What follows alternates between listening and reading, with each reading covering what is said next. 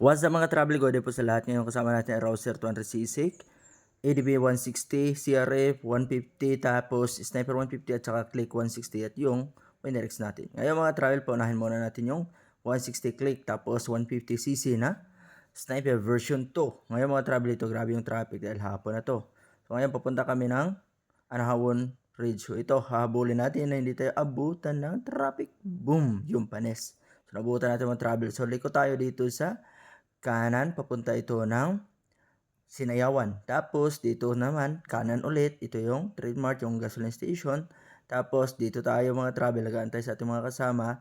Tapos bigla yun, umarangkada yung Click 150. Hindi, 1 to 5. Yung driver parang 150. So yun, mga travel ang nangyari ngayon. So ngayon mga travel, arangkada tayo papunta doon. Since ang gusto na mabutan yung sunset at yung XR 1 to 5, ayun.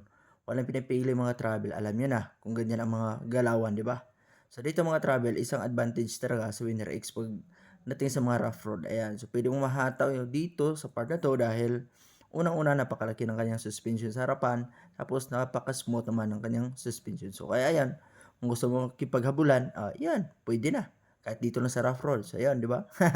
So dito mga travel, pwede natin unahan tong Rouser 200cc pero siyempre siya yung lead pack kaya respeto sa lead pack ano. So wag karera-karera.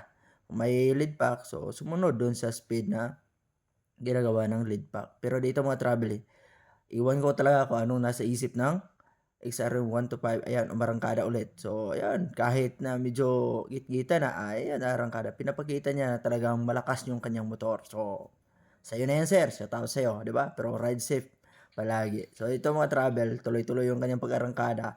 At minsan na ding, ayun, nadaan sa tentasyon yung aming kasama, hinabol. Pero yun, bigay respeto. At nasabi ng Click 1 to 5 na napakalakas nung XR rim. Pero honestly, yung driver ang loaded talaga. So, nandito na yung mga kasama natin kaya tuloy-tuloy at umarangkada itong CRF 150. Ayan. So, napakaganda ng view dito mga travel. Papunta pa lang doon sa mismong location ng Anahawon Peak o Anahawon Ridge. Nako, napakaganda na. Dito pa lang, malalawak na yung palayan. At ito ang pangalawang hinto mga travel para antayin yung mga nasa hulihan. So, nandito. Kaya ayan, tuloy ang bahay papunta doon. So, dito pala makikita yan sa Banlag na barangay located sa Sinayawan. Malapit lang sa Sinayawan. Dito pa lang mga travel sa part na to, napakaganda ng view talaga. Overlooking. Kaya dito, kakaliwa tayo, papunta mismo dun sa peak. Dahil sa kanan ay iba na yung destination na yan. So, dito mga travel, makita nyo, rough road syempre, diba? So, advantage yung motor natin. At dito naman, okay naman tong daan nila ngayon. So, dito mga travel, kaliwa ulit. At dito na mismo ito sa peak ng Mount Anahawon. Kaya, ayun, swerte tayo, nakapunta tayo dito mga travel at walang ulan.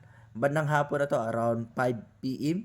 in the afternoon mga travel. Hindi kami nakapasok doon mismo sa loob dahil close na. Sabi ng nalaman namin na nasa 3 p.m. lang, close na to. Kaya ito, wala.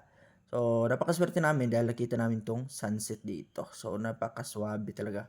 Pag may maganda kayong camera mga travel, nako, sulit na sulit talagang pupunta nyo dito. Kahit hapon na, kahit hindi kayo makapasok sa loob mismo, napakaganda pa ng ibang view o ibang part dito na matatanaw yung buong Valencia City, Maramag at saka iba pang karating barangay. Dito mga travel, pauwian na kami.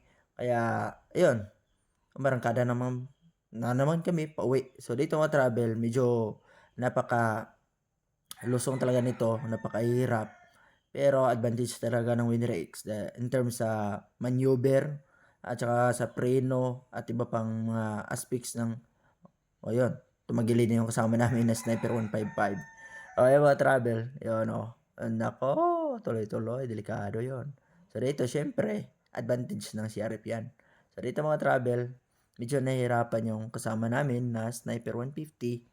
Ayan, ginawa niya. Syempre, galawan ng mga legendary, diba? So, ganun lang, gamitin yung wag maging hero-hero dahil baka ibang kalalagyan. So, dito, ang EDB, napaka-chill at yung Winrex natin. So, ilang muna mga travel ang ating video. Don't forget to subscribe and like. Bye-bye, ride safe, and God bless!